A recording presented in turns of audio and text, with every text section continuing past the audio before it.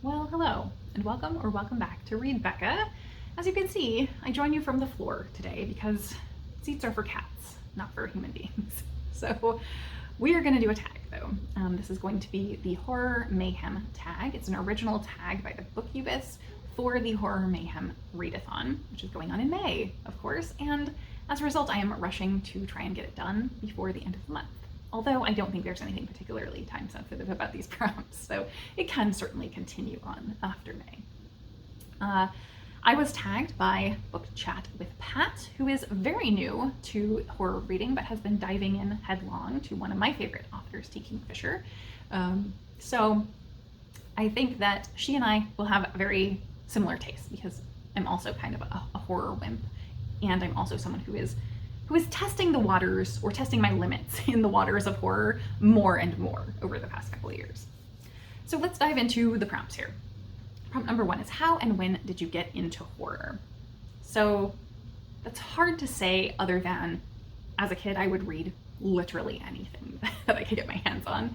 However, I was raised in a very religious household, so I didn't have access to a lot of horror, and it would have been extremely frowned upon if anything was known to be read that was actual horror, because that's clearly evil, right? So I think that's going to temper a lot of the answers here at the beginning. So number 2 is, what was the first horror book you read? And I definitely can't put a finger on what the exact first horror book I read was.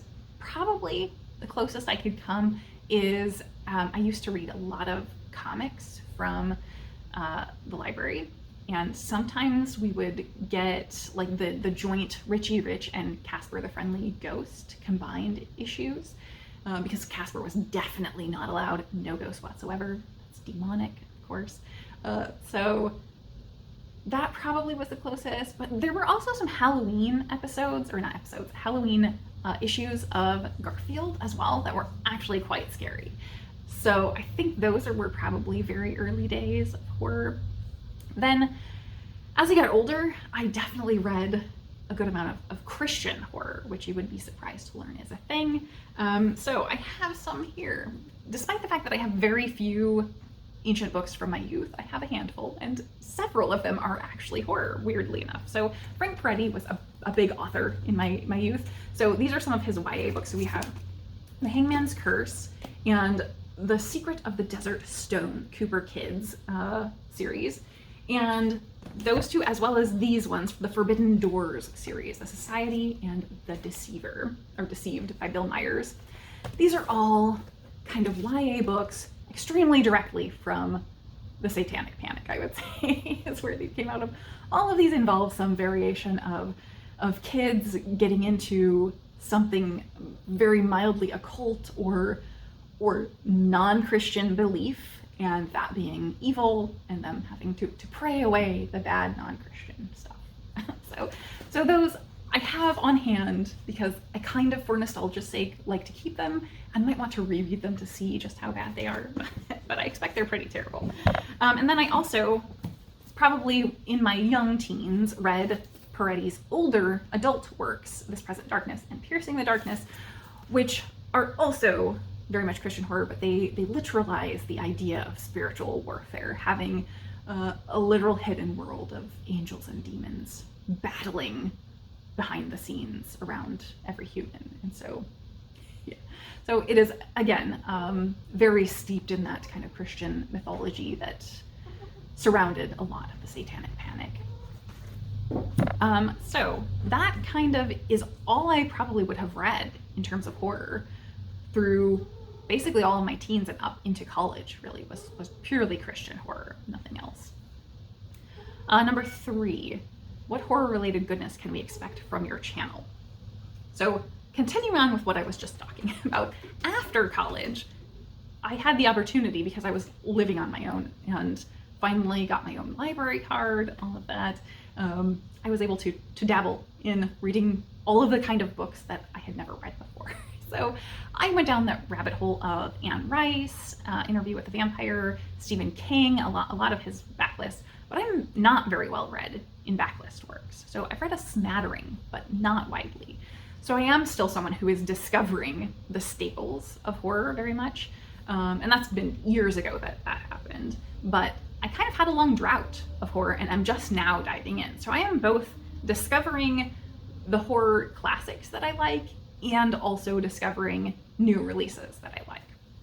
So question 4 is, do you have any favorite themes or subgenres within horror? So to what I was just saying, the areas that I'm exploring mainly are just that it has themes. I like a horror book that is using horror to say something to the reader. I don't read horror that is gross for grossness sake, slashers that are just purely about blood and guts and gore. No extreme horror, definitely. I tend to like gothic. I tend to like a lot of atmosphere and descriptive writing and fairly low action. So I'm on the less action and plot and more themes end of horror when I'm exploring this stuff. Number 5, name an underrated horror novel or author. I want to go with Cherie Priest for this. She is someone I almost never hear mentioned on BookTube really, but she tends to focus in either Victorian or Southern Gothic and writes very descriptively, lushly about the setting and place. And that's a big element of Gothic. The setting has to almost be a character of its own for something to be Gothic. And that's definitely true in her work. The Toll by her is this really incredible Southern Gothic about a couple who are going on kind of their honeymoon and into the swamps, and something happens and they get separated. And it's got traditional Southern Gothic elements, the old creepy old ladies rocking on a front porch in a small town, ghosts in the attic sort of thing, the creepy houses. It also has some layers to it with the eeriness of rural towns that are just dying away from an economic and population standpoint, and playing on that as part of the sort of reader engagement that I enjoy. And then it's also got sort of a creature feature weird element to it. So yeah, it's really a great mix of things, and it definitely gives us the descriptive atmosphere. And I've never seen anybody else read it other than myself. So it's a book I really enjoyed. The next one is name an overrated horror novel or author. That's a hard one. I feel like the answer that I have is the most cliche, but of course it's Stephen King, right? And kind of by extension, Joe Hill. So I do feel bad for Joe Hill because he is Stephen King's son, even though he went with a pen name that would have no connection specifically to distance himself from his dad.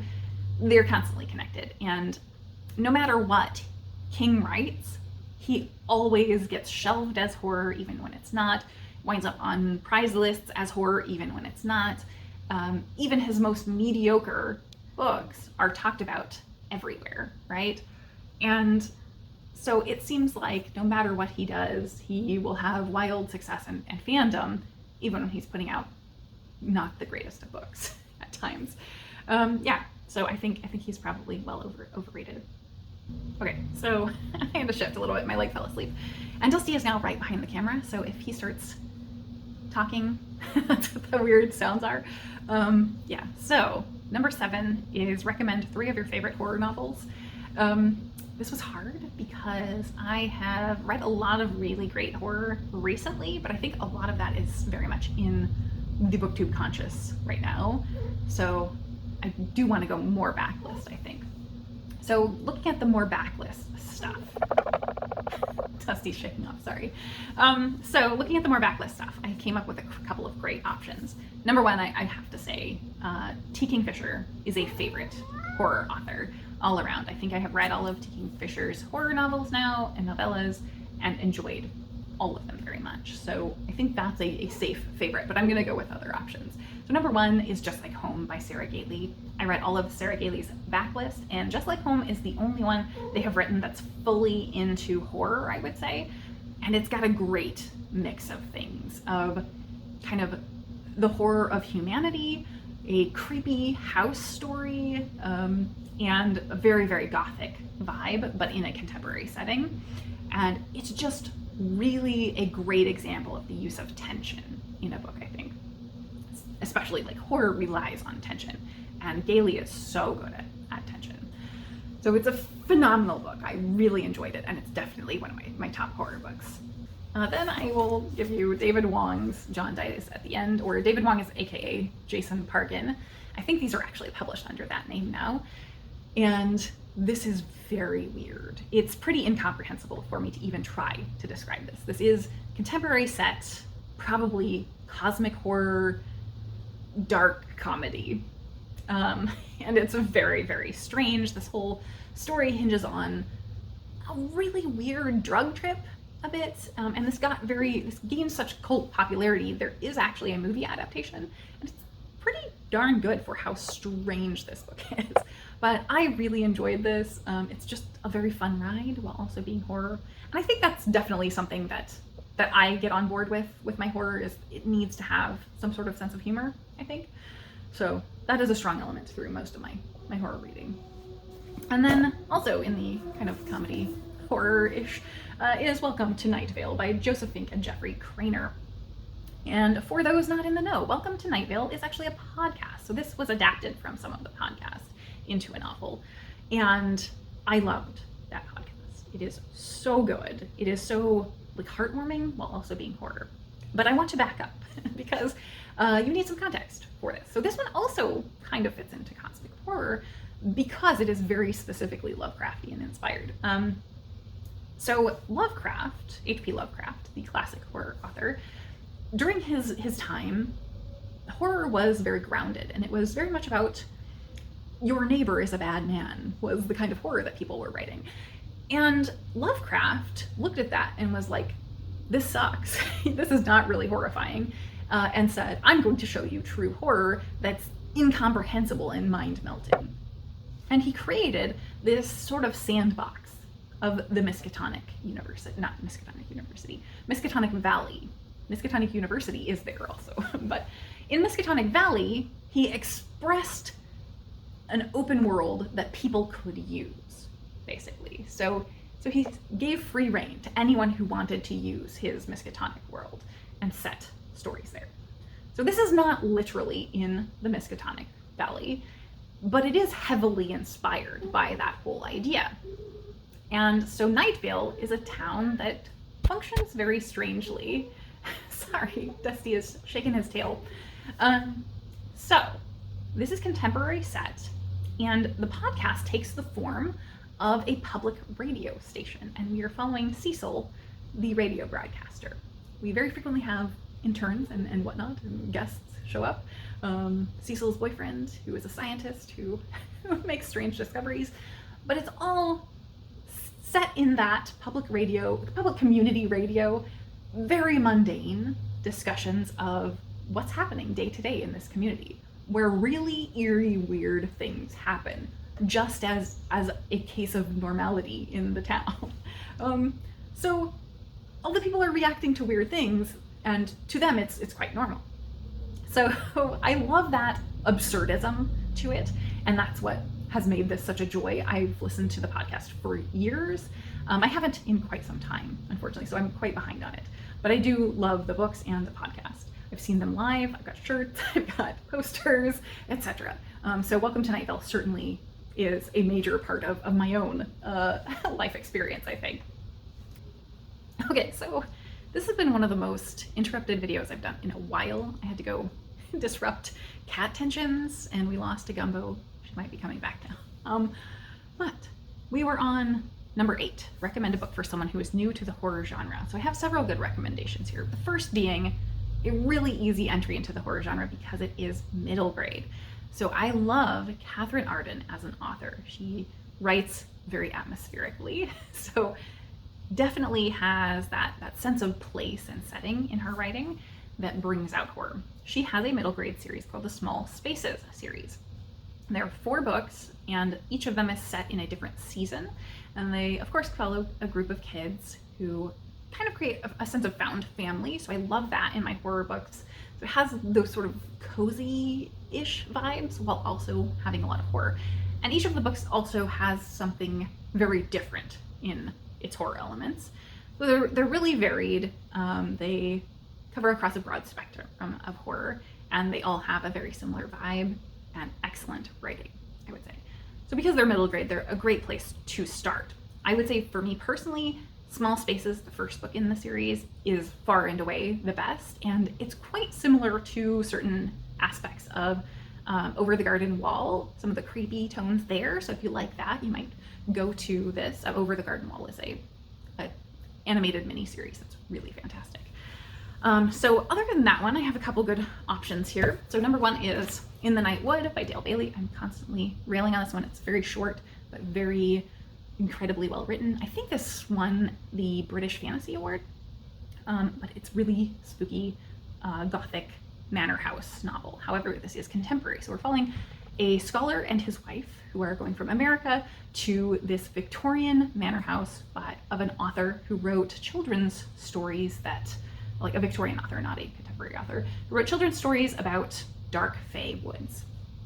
And they were supposedly based on the woods around the house. So it's definitely very eerie, creepy. There's not a lot of graphic content in this one. I like that for a beginner. And also, to what I was saying earlier about themes and messaging, this couple have decided to kind of make this big move in part because they have just gone through the loss of a child.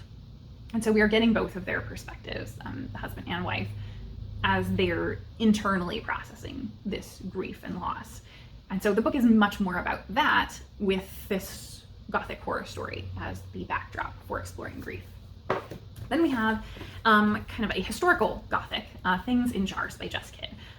This is the only Jess Kidd I have read. I read it, I think, last year, but I need to get to more because Jess Kidd is a phenomenal writer. And this one, again, is one with a good sense of humor to it.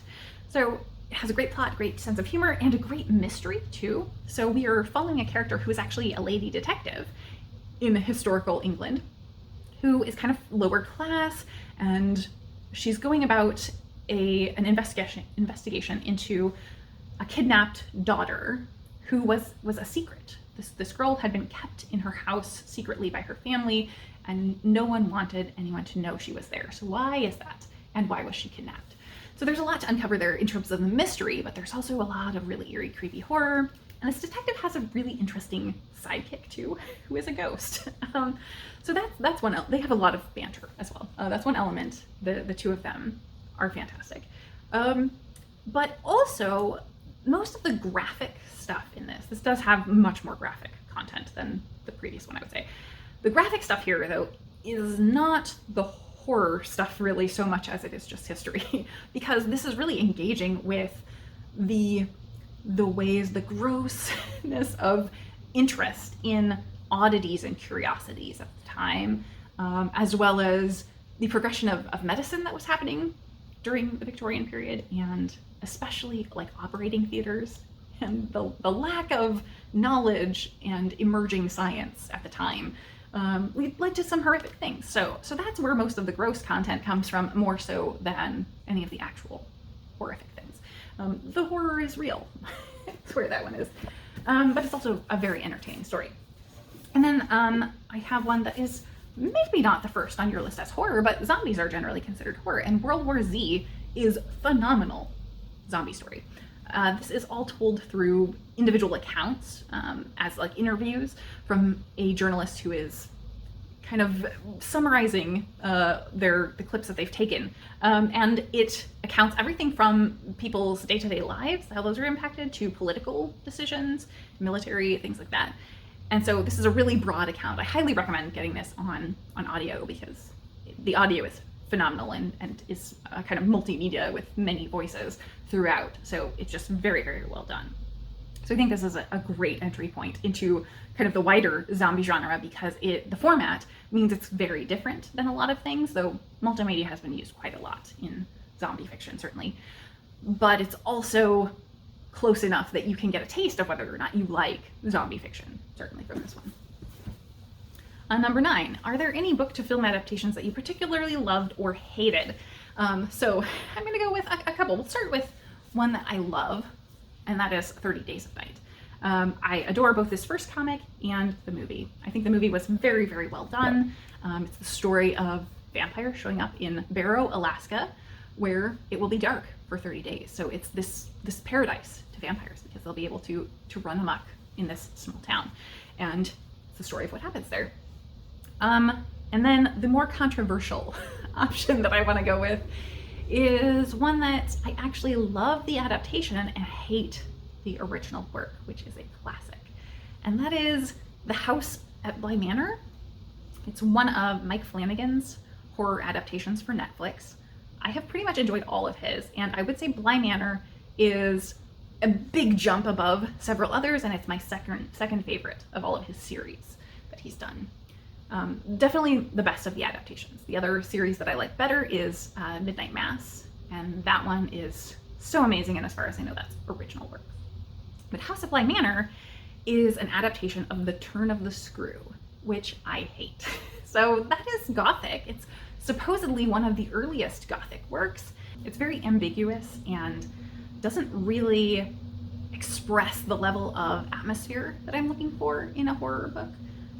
So I can see it as the seed to the things that I like, but it's not really engaging with the things that I like in horror very much. And that's why I like this series, because it does clear up a lot of the ambiguities. So number 10 is, how do you discover new or new to you horror books?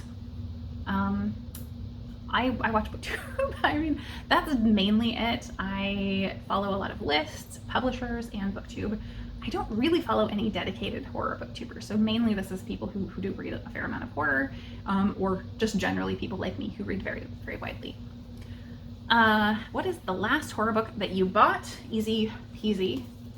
I bought Starling House by Alex E. Harrow. I don't buy very much horror, but I read this from the library, loved it, and bought myself a copy because this is very pretty and shiny. This is a Southern Gothic, or actually an Appalachian Gothic, really. I did a video about this and Revelator under the heading of Appalachian Gothic together. But I like this a ton. This has great messaging. It has those Gothic atmospheric vibes that I was looking for. It has a great character, very, very character focused, I would say. And the messaging and themes really connected for me. So yeah, great one. And then number 12, what horror book is at the top of your wish list? That's a tough one because it would have been last week, The Hollow Places by T. Kingfisher, but I just finished that for Horror Mayhem.